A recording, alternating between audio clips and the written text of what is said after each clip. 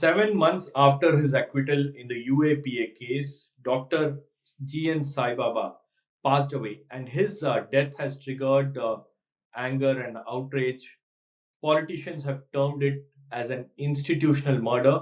To talk about this, I have with me Meena Kandasamy, who is a poet and an author. Before I go to her, here is a quick reminder: News Minute Tamil, and News Laundry. We are a complete ad free platform. We are not dependent on government ads from political parties or corporates. We are completely dependent on you. And if you like our work and if you want us to continue doing this, do become a member of the News Minute and News Laundry and support independent journalism. Meena, thank you so much for talking to us. Your thoughts on the passing away of Dr. G.N. Sai Baba? So I think this news has been very devastating for all of us because he's hardly been alive for 200 days or something after coming out of prison. And I think there are many important things I just want to highlight. The first is every time that they were trying to move for bail on medical grounds or trying to say about the state of his health, asking for preventive detention, all of these times the way the state handled his health issues, I think that's so remarkable. I mean, like the entire system has been so, I don't know what, like so numb to him and so careless about him, because we're talking about 90% disabilities. We're talking about somebody who is, except for his disability, he didn't have any ailment. And he himself says that everything started after I was in prison. So in so many ways, like we can say he died, or we can say he died from multiple organ failure, but in many ways, this death or this early tragic death is the result of what he suffered in India's prisons. So I really believe that we have to hold the state to account, we have to hold the judiciary to account. So those are my very initial thoughts on what is going on. I think the second broader question is, uh, Sai is like this, like father stands for me. He's come to become a flashpoint of for the first was a priest who was asking for people's rights and was denied a seat for a straw in jail. Sai is a professor of English, who was kidnapped and abducted and had this terrorism case filed on him. For 10 years he spends his time in jail, most of it in solitary confinement, doesn't get medical access when he wants it. It's an enormous legal process, and even after he's granted bail, all of this happens. But the broader question that we need to ask ourselves is, how are we treating India's political prisoners? Because I think at some point, the message that's being given is that if you fight, the system, if you fight the state, if you fight its militarization, if you fight its corporatization, if you even call out, the kind of religious extremism that goes on, you will be punished like this. You will be punished by the state. You will have they're making examples out of people like him. I think this is my second thought. They'll say, okay, if you're trying to be smart or you're trying to be a dissenter, we're going to send you to jail and you're going to become a Saibaba. I think that's the kind of statement the system is sending outside. Sai Baba's long incarceration in jail for more than for at least 10 years was kind of a symbol of state repression. Why did he become India's number one enemy, or why did the state started seeing him as an enemy? Because he is someone with 90% of disability, a man who is wheelchair bound. What what what disturbed the state so much about Sai Baba? Well, see, that's typically a question that the state has to answer. What is it about somebody who's an intellectual that destabilizes them so much and makes them hunt? But from what we realize, like looking at his writing, what he himself feels about it, at the legal process, um, I think there are like at least two or three things that I want to tease out. The first is that Sai was a extreme critic of the kind of operation of what we call Operation Green Hunt, of the kind of hunting down of the Adivasi resistance, people who are fighting against land grab by the corporations, who are fighting against the militarization in Bastar, and the kind of at that time it was repeated Chidambaram's government UAPA. And what it was doing was basically encountering a lot of Adivasi people, calling them Naxalite. It was also the time of, I think, what you call Salwa Judum. So he was an big critic of this kind of state policy of annihilating its own people in order to liberate land for corporates. And I think no state wants to take that easily. It wants to come down with maximum pressure, maximum force against it. I think this is the first thing. And the second thing I realized about him is that, a lot of us, we'd still be like, even if we want to condemn, we always want to use the lightest terms. We want to, and we also condemn by, I think, this very easy method of condemnation where we are like, the state is bad, it's violent, but the resistance is also bad because the resistance also uses violence. So what a lot of people do, and I think one is for survival, another is out of fear, is we do the two sides thing, balance. But I think Professor Sai Baba in many ways he was not going to hold the resistance to the same values that is expected of a proper state. So in that sense, they started portraying him because of his refusal to condemn the resistance. They started portraying him as a Maoist sympathizer, as a Maoist intellectual, and saying that, oh, he's the man with all the dangerous plans. And I think this is really something that, absolutely stands out because otherwise he'd have been just another NGO. You have lots of NGOs who have no problem. They criticize the state and they criticize the resistance. So I think that sense. And the third thing that I think really kind of specializes Professor Sai is also that, they expect that intellectual leaders also come from, without the intellectual edge or without the, what you call the philosophical Marxist edge. But he was a professor of English, very well read. He was, he knew what he was talking about. And he was also very dangerously a Bahujan in academia. So, when I met him, and for the first and the last time, I was so surprised that he was completely, I mean, his PhD was on the history of the Indian novel in English itself. And he was very aware of, the way caste was playing into everything, the way class was playing into everything, the way he could look at every system through this prism of both caste and class politics, which I think is very dangerous, You can choose one, but when you combine the two, I think you're seen as a threat. Talking about his incarceration, the charges against him, he was branded as a Maoist sympathizer. He was branded as someone who had deep connections with the Maoist. The case against him was under the UAPA, and he was someone who was actually fighting the UAPA, the kind of draconian law it is.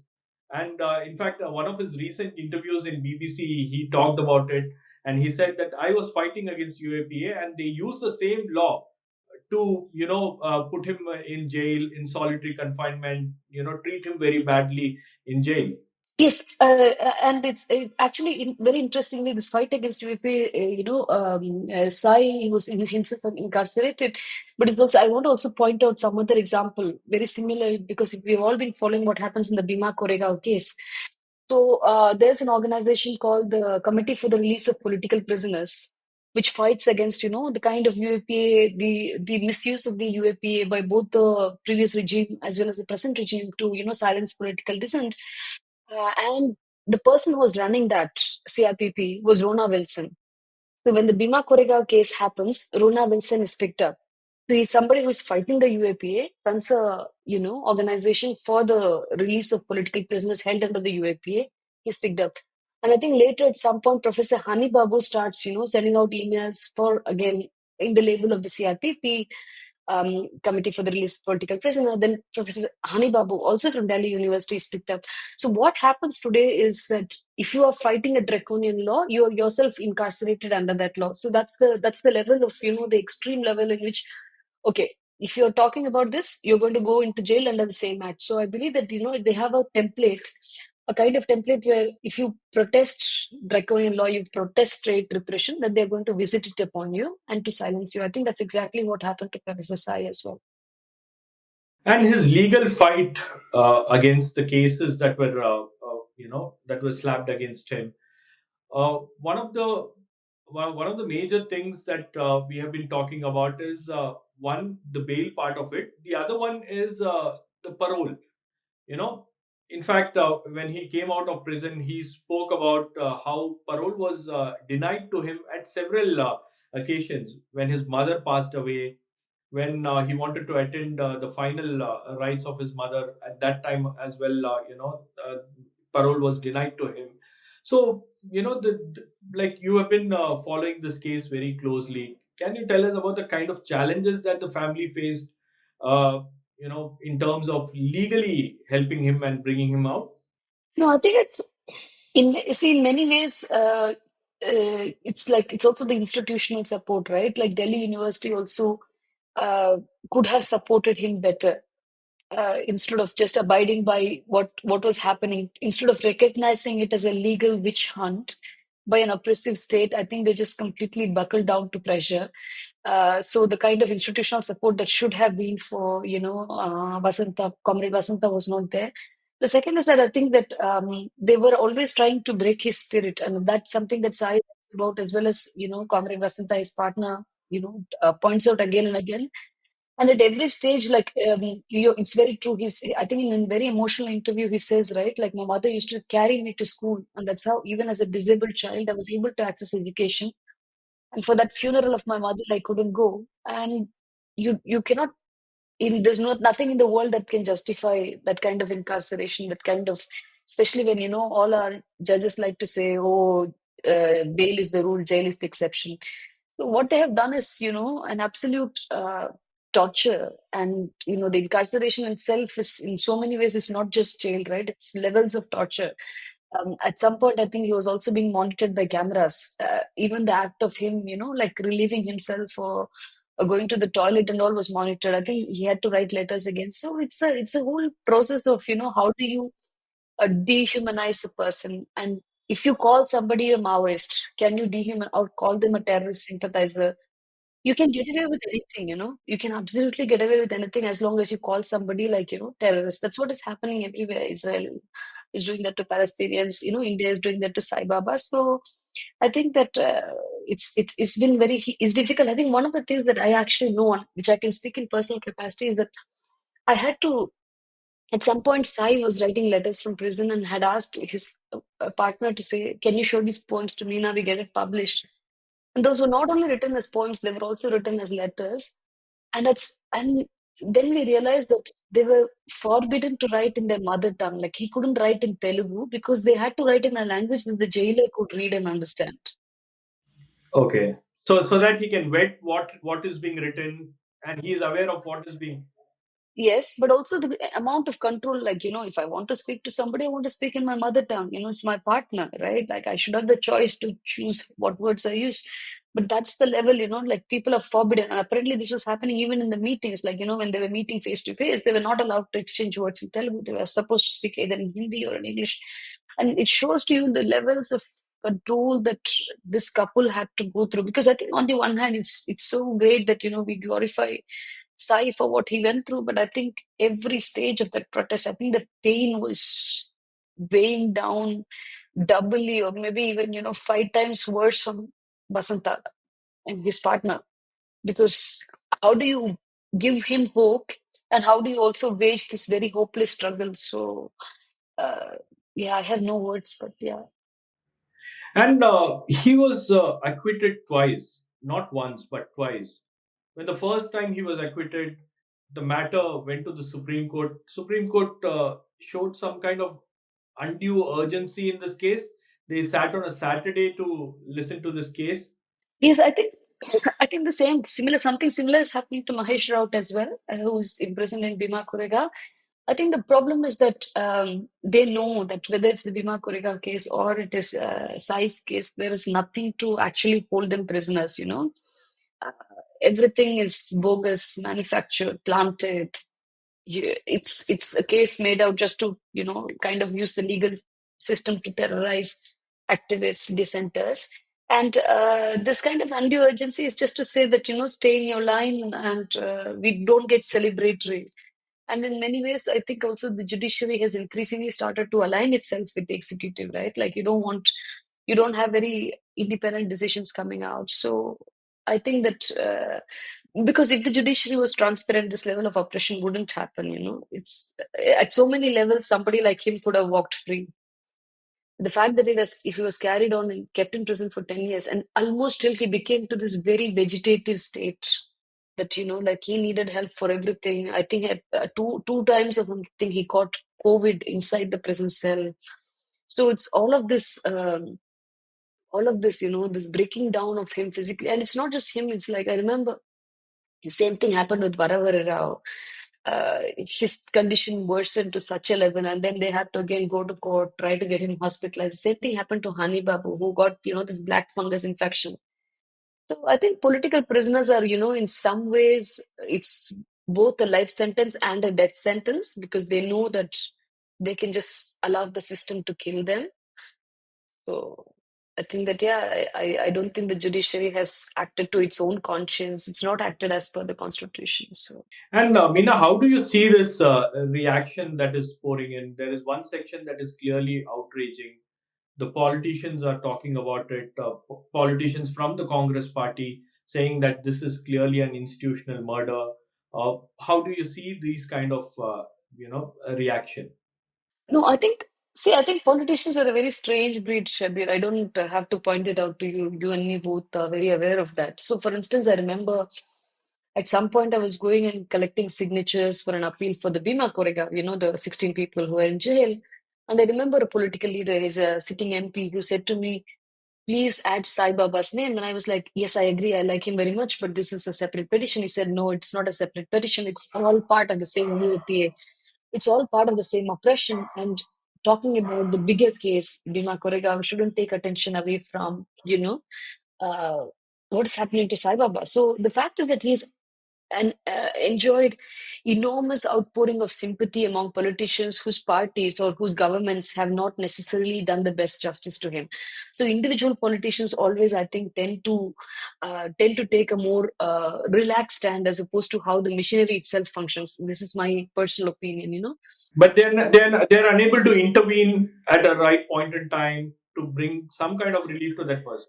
No, no. Let me finish this. So I believe that in that sense, with both for Sai as well as for whatever around the other prisons, we even had like Congress MLAs from Telangana sign petitions asking for the release and all. Even though they've been very critical, Operational Green Hunt was Chidambaram's brainchild. Today, Karthi Chidambaram goes and, he says, oh, the state killed him. But who was the state? The state was your father. Who asked about Chidambaram? The state was your father who was the Green Hunt was his brainchild. Bringing back UAPA in this form was his brainchild. Putting activists in jail was his brainchild. So, you are the state. I mean, that's what the ruling class is all about. It's so easy to go on Twitter and write these two lines. Whereas what you've actually done is what have you done to this family? What have you done to this intellectual? What have you done to this brilliant, beautiful, wonderful person called Professor Saibaba? What have you done to his family? So I think that, the Congress also has to look back at itself and try to reinvent itself. I think some of that reinvention of the Congress is happening under Rahul Gandhi, but especially with this attitude to this kind of, the usage of state machinery. I mean, so much of it that the BJP uses today was invented by the Congress. So I think that politicians need to take a long, hard look at what they're doing, and it's not just the center, right? Like even in the state in Tamil Nadu, we see what is happening. The frivolous way in which, let's say, the Gundas Act is used for like anybody. I think all states, or like encounters, which people have now started talking about. I think all states have to go back and double check themselves. Like, are we in some shape or form, following basic human rights for people? So this is where I stand on this.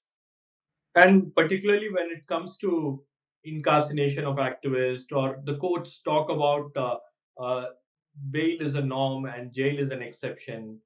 Uh, until you are proven guilty, you're innocent. All these things, seem uh, did not work in Dr. Saibaba's case, or all these considerations did not come into play. See, I think, Shabir, it's very easy to have these very grand things that you can talk from college podiums, the auditoriums, and, convocations or other, like invited plenary sessions. But this is all mere lip service. I mean, that's where I think again the problem comes. Like, why is it an exception? Why was Sai Baba the exception? I think the exception applies the minute you are categorized in this country as a terrorist.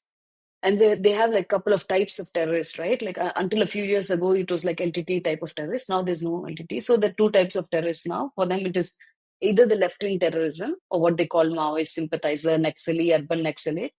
And the other is obviously, the very easy Islamophobic terrorism. Okay, NIA goes and arrest anybody.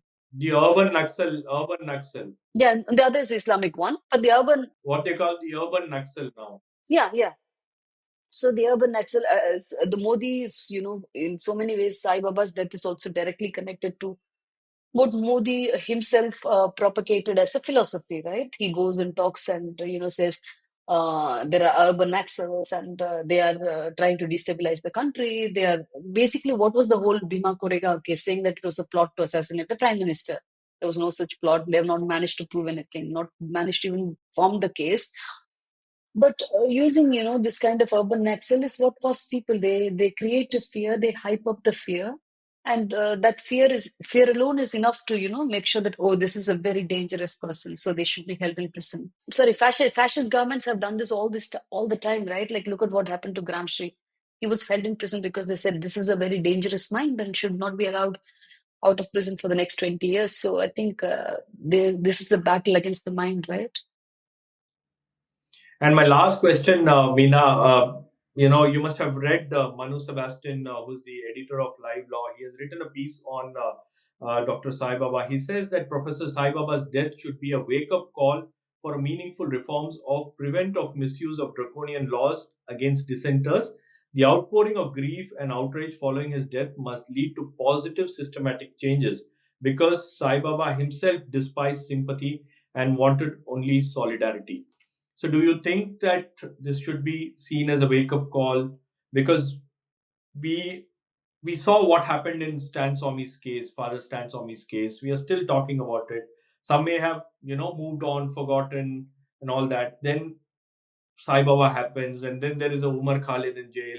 Then there are several other people who have been incarcerated in Bhima Koregaon case. Do you think that this should be seen as a wake up call?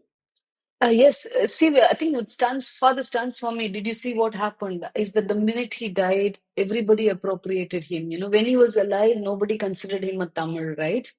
Tamil Nadu was not giving out statements. Tamil people were not in the streets. But the minute he died, you had every politician line up and say, okay, Stan Swami was Tamil. And I think that's the same thing with Sai Baba as well. After his death, after his martyrdom, he will be considered by everyone. He's no longer dangerous enough for them to associate. There will be statements. Everybody will condemn it. When he was alive, when there was a chance to make change in his life, these people were not vociferous enough. The opposition parties, the secular parties, the even some of the communist parties didn't do enough, is my opinion. They were soft pedaling. They shouldn't have soft pedaled on something as serious as this. But I do think that unless we take Sai Baba as like the end point, this is going to keep happening. Not only for the prisoners who are already inside, but I think several more people are going to get into prison because that's the only way the system can control and stage manage the oppression that it's doing. So Right, that's Meena. what. Thank you so much for talking to us. Thank you, Shabbir.